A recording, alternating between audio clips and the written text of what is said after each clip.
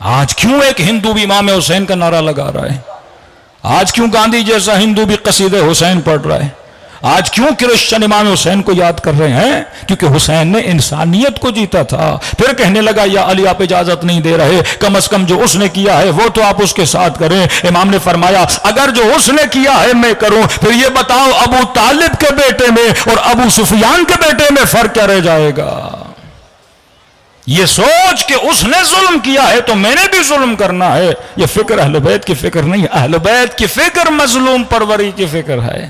اہل بیت کی فکر فطرت اور عقل کی فکر ہے، اور اسی فکر کو آپ مجلسوں میں لینے کے لیے آتے ہیں کہ میں بربلا کہہ رہا ہوں اللہ کا شکر ادا کرنا چاہیے کہ خدا نے مکتب اہل بیت کا ہمیں پیرو بنایا ہے، مکتب اہل بیت کا ماننے والا بنایا ہے کہ آج ہمارے 10 سال کے بچے میں بھی یہ جرأت ہے کہ وہ ظالم کو ظالم بولے، مظلوم کو مظلوم بولے۔ آج بغیر کسی خوف کے ہم دشمن کی آنکھوں میں آنکھیں ڈال کے بول سکتے ہیں۔ یہ کس کی تربیت ہے؟ یہ حسین کی تربیت ہے۔ 5 منٹ کے لیے سوچا کریں کتنے ملک تھے جن میں انقلابات آئے، لیکن وہ انقلاب 1-2 دن میں ختم ہو گئے، چند مہینوں میں ختم ہو گئے۔ لیکن آج تک دیکھیے لیبی میں انقلاب آیا، مصر میں انقلاب آیا، جہاں تھے وہیں پلٹ کے چلے گئے، ٹیونس میں انقلاب آیا، جہاں تھے وہیں پلٹ کے چلے گئے، لیکن آج تک یمن کھڑا ہوا ہے۔ یمن کیوں کھڑا ہے؟ کیونکہ یمن نے فکر حسین ابن علی کو لیا ہوا ہے۔ یعنی پورے 40 ممالک ایک طرف تھے جن کو امریکہ کی مدد تھی، جن کو اسرائیل کی مدد تھی، ہر جگہ سے مدد مل رہی تھی، لیکن یمنی مؤمنوں اور مسلموں کو شکست نہیں دے پائے، کیونکہ امام حسین کی سوچ تھی کہ جب انسان کی ذات کے اندر موت کا خوف ختم ہو جاتا ہے، جب وہ یہ سوچ چھوڑ دیتا ہے کہ ارے مرنا ہے تو مر جاؤں گا لیکن ذلت کی زندگی نہیں جیوں گا، عزت کی موت کو اختیار کروں گا، تو جب یہ اٹل فیصلہ وہ کر لیتا ہے پھر خدا اسے دنیا میں بھی کامیابی دیتا ہے اور آخرت کے میدان میں بھی شہداء کا درجہ عطا کرتا ہے۔ صلوات پڑھے محمد و آل محمد پر۔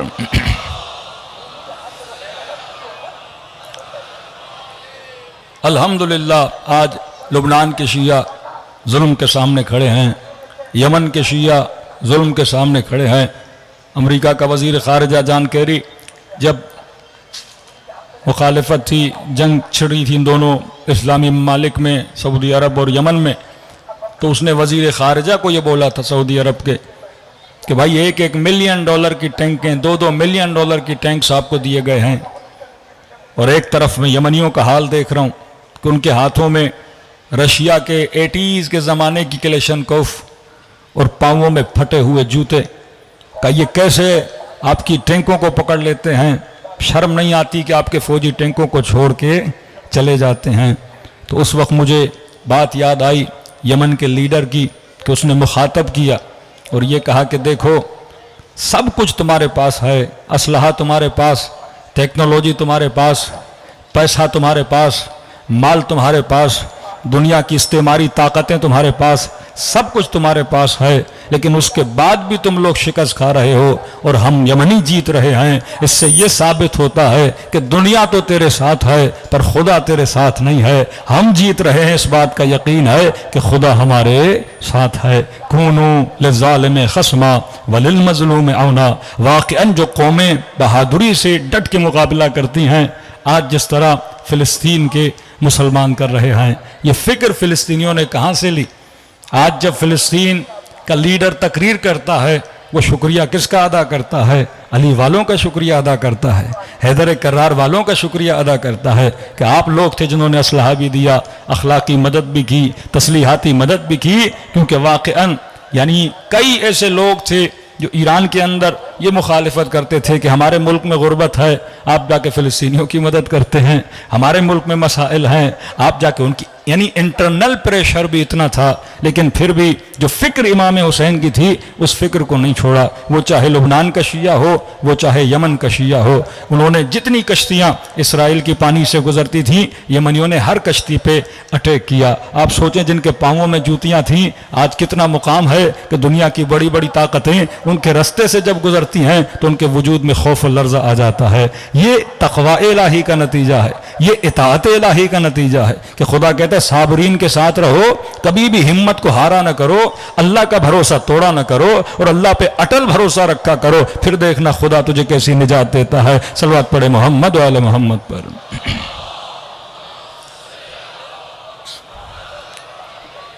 محمد وعجل فرجہم.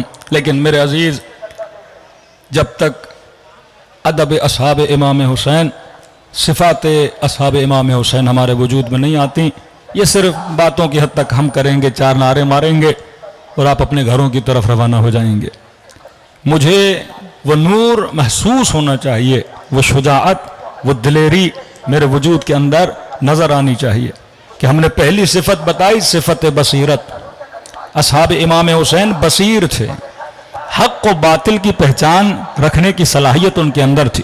ایک اشرا IRC میں ہے، وہاں کا ٹاپک بڑا سینسیٹیو ہے، اس کی چند باتیں یہاں پہ ذکر کر رہا ہوں کہ اس قدر امام حسین کے زمانے کا معاشرہ بگڑا ہوا معاشرہ تھا کہ واقعاً لوگوں کے لیے بڑا مشکل تھا حق و باطل کو پہچاننا. میں کہتا ہوں امام حسین کا معاشرہ تو بہت پہلے کا معاشرہ ہے نا. آج آپ چلے جائیے مدارس میں، آج جا کے آپ جب کتابوں سے حدیث سے روایتیں پڑھیں گے، یعنی ایک مرتبہ آپ کے سامنے متن حدیث اور روایت ہے، صحیح بخاری صحیح مسلم، اور اس میں جب آپ رسول خدا کی حدیثیں پڑھیں گے حمایت حاکم میں مکمل. آج تو چیٹ GPT کا زمانہ ہے نا، یہ بھی وہ نوجوان جو IT میں کام کرتے ہیں، میں ان کے لیے سمجھیے ایک رہبر فرماتے ہیں کہ یہ زمانہ سافٹ ویئر کا زمانہ ہے. اس وقت آپ مکتب کا دفاع سوشل میڈیا پہ کریں، کتابوں کا زمانہ یہ ختم ہو گیا. یہ زمانہ جتنی اردو میں آپ کی اپنی کتابیں ہیں سیرت معصوم کی، کوئی بندہ ذمہ داری لے ان کتابوں کو ٹائپ کروائے اور جتنا ہو سکے آپ نیٹ پہ اس کو اپلوڈ کریں. کیونکہ آج اگر چیٹ GPT پہ آپ ایک سوال رکھیں گے کہ علی ابن ابی طالب کون تھا، تو فوراً آپ کو آنسر دے گا. عباس علمدار کون تھا، وہ فوراً آپ کو آنسر دے گا. اور اسی آرٹیفیشل انٹیلیجنس کا جو آئیکن ہے وہ فیس بک میں بھی آ گیا ہے، وہ واٹس ایپ میں بھی آ گیا ہے.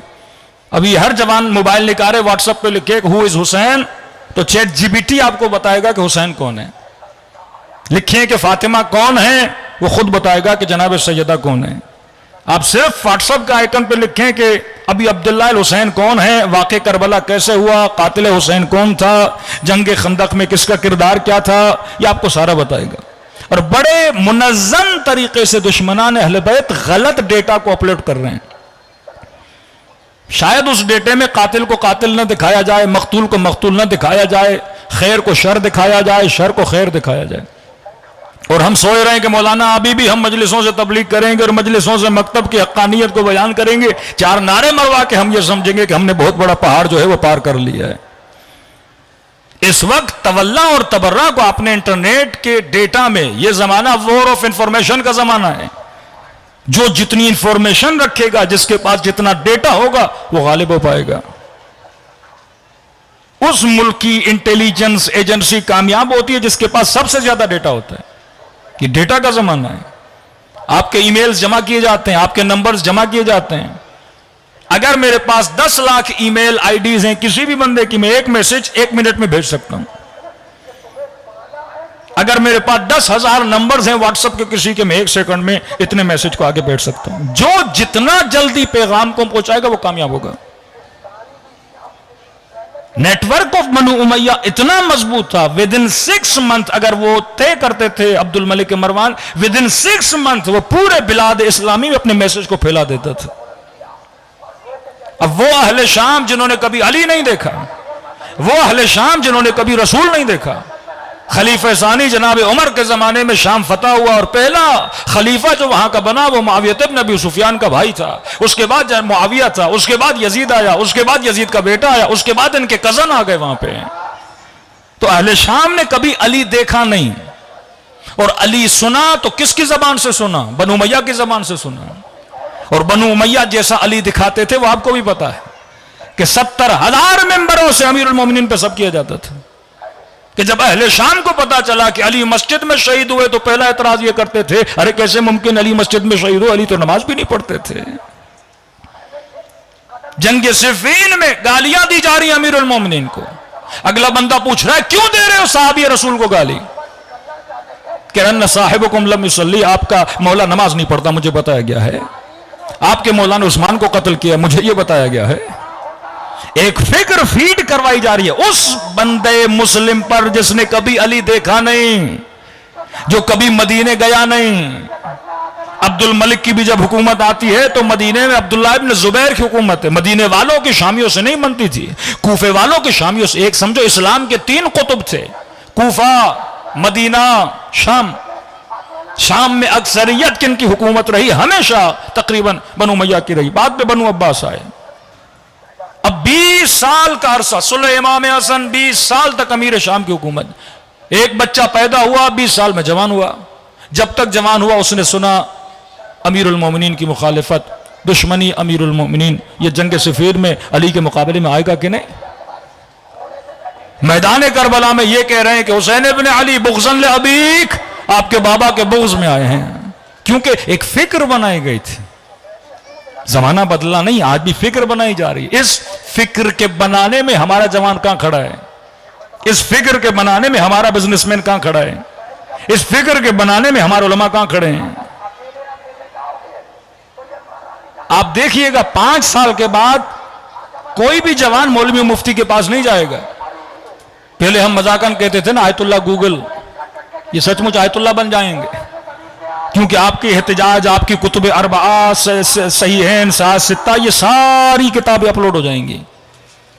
وہ طبری ہو, وہ یعقوبی ہو, وہ جتنی کتابیں ہیں وہ ساری اپلوڈ ہو جائیں گی.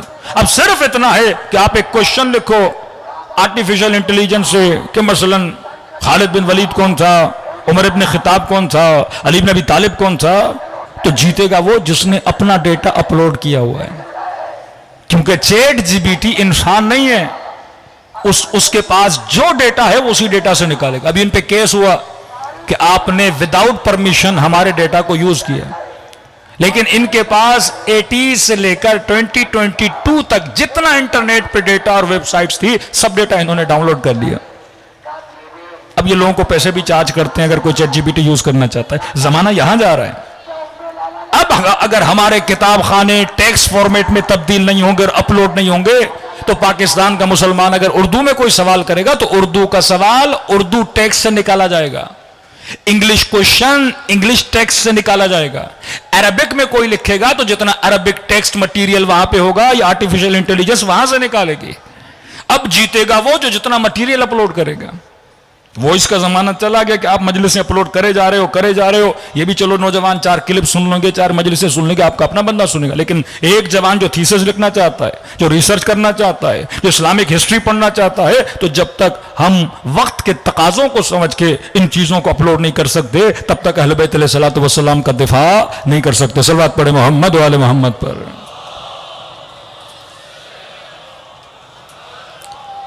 تو سمجھو اہل شام اور اہل شام میں رہنے والے کوفیوں کا کردار پھر بھی وہ نہیں ہے کہ جب لشکر اہل بیت کوفے میں آتا ہے آپ کو نہیں نظر آتا کسی نے ایسے نعرے مارے ہوں جیسے شام والوں نے مارے, کہ روکا جاتا ہے قافلے کو, بازاروں کو سجایا جاتا ہے, رقص کرنے والوں کو بازاروں بلایا جاتا ہے, ڈھول لے کر یہ بازاروں میں آتے ہیں اور ان کو یہ بولا گیا کہ باغیوں کا لشکر آیا ہے. باغی کون؟ جو وقت کے خلیفے کے مقابلے میں قیام کرے وہ باغی ہے. ابھی صحیح مسلم, صحیح بخاری, امام حنبل, جتنے بھی 4 امام ہیں سب نے متفق علیہ آج بھی یہ متفق ہیں ان روایات پہ جن روایات کی نسبت رسول خدا کی طرف کی گئی ہے کہ اگر کوئی حاکم وقت کے مقابلے میں قیام کرے گا وہ دین سے خارج ہے. جو حاکم وقت کے مقابلے میں قیام کرے گا الیاذ باللہ خدا اسے قیامت کے دن ذلیل کرے گا. جو حاکم وقت کے مقابلے میں قیام کرے گا وہ مرتد ہو چکا ہے. اب کہا حاکم چاہے فاسق ہو, حاکم چاہے فاجر ہو, حاکم کے چاہے اندر شیطان چلا گیا ہو, حاکم چاہے آپ کو دین سے ہٹا دے, آپ کو حق نہیں ہے آپ حاکم کے خلاف اٹھاؤ. کہ آج بھی ایک ٹک ٹاک کا مفتی یہ بولتا ہے ٹی وی پر, آپ جا کر ان کی یہ افکار ہیں, کوئی جوان جا کے ان سے انٹرویو لینا کہ جناب والا حاکم کے خلاف قیام ہو سکتا ہے, فوراً بولیں گے نہیں ہو سکتا کیونکہ رسول نے یہ کہا, رسول نے, اور موٹی موٹی شخصیات سے وہ حوالے لاتے ہیں. کسی نے تحقیق نہیں کی کہ آج بخاری کے لکھنے والے یہ لکھتے ہیں کہ بھائی میں نے 6 لاکھ حدیثوں کو پرکھنے کے بعد بخاری بنائی. 6 لاکھ حدیثیں. آپ اس سے اندازہ لگائیں کہ ان 6 لاکھ کی چھاٹی کر کے انہوں نے کتاب لکھی, نام لکھا صحیح البخاری. یہ وہ حدیثیں ہیں جو صحیح ہیں, باقی حدیثیں کیا ہیں؟ وہ کارخانہ جنہوں نے جھوٹی جھوٹی حدیثیں بنائیں. اب ایک ایسا ماحول جس میں ایک بندہ سن رہا ہے قال رسول اللہ، رسول خدا نے کہا، حاکم شرابی بھی ہو فاسق بھی ہو اس کے خلاف قیام نہ کرنا، اور کہا جو بھی قیام کرے وہ قتل ہے، واجب القتل ہے، چاہے کتنا ہی بڑا کیوں نہ ہو، شخصیت کیوں نہ ہو۔ اب یہاں پہ حسین ابن علی قیام کرتے ہیں۔ یہ کارنامہ تھا امام حسین کا کہ امام حسین نے قیام کر کے ان تمام تر حدیثوں کو ریجیکٹ کر دیا کہ یہ سیرت میرے نانا کی سیرت نہیں، کہا نا حسین منی وانا من الحسین، حسین مجھ سے ہے، میں حسین سے ہوں۔ کل اگر میں نہ رہوں، میرے نام سے منسوب باتیں کی جائیں، میں نہیں تو کیا ہوا، کردار حسین تو تمہارے سامنے ہے، جو حسین کرے سمجھو یہ محمد کا کردار ہے۔ کیوں ضرورت پڑی یہ کہنے کی کہ علی مع الحق والحق مع علی، علی حق کے ساتھ ہے، حق علی کے ساتھ ہے؟ صرف اس لیے کہ جب شخصیات میں پریشان ہو جاؤ تو کم از کم فیصلہ کرنا تمہارے لیے آسان ہو جائے۔ فرمایا یہ دیکھنا جہاں جہاں علی جائے گا وہاں وہاں حق جائے گا۔ یہ پہلی صفت اصحاب امام حسین میں صفت بصیرت، کہ یہ پہچان سکے کہ واقعاً حق کس کے ساتھ ہے، اور اتنے اٹل تھے اپنے اس فیصلے پر کہ حسین کو چھوڑا نہیں۔ اور آیا تو بیٹے کو لے کر آیا، بھائی کو لے کر آیا، کئی اپنے دو دو بیٹوں کو لے کر آئے۔ جناب جعفر کے خاندان سے 10 لوگ کربلا میں شہید ہوئے، ذرہ برابر قدم نہیں لڑکھڑائے، کیونکہ جب آپ کے سامنے حق آیا ہو جاتا ہے پھر انسان اپنی جان کو بھی قربان کرنے کے لیے تیار ہوتا ہے۔ صلوات پڑھے محمد و آل محمد۔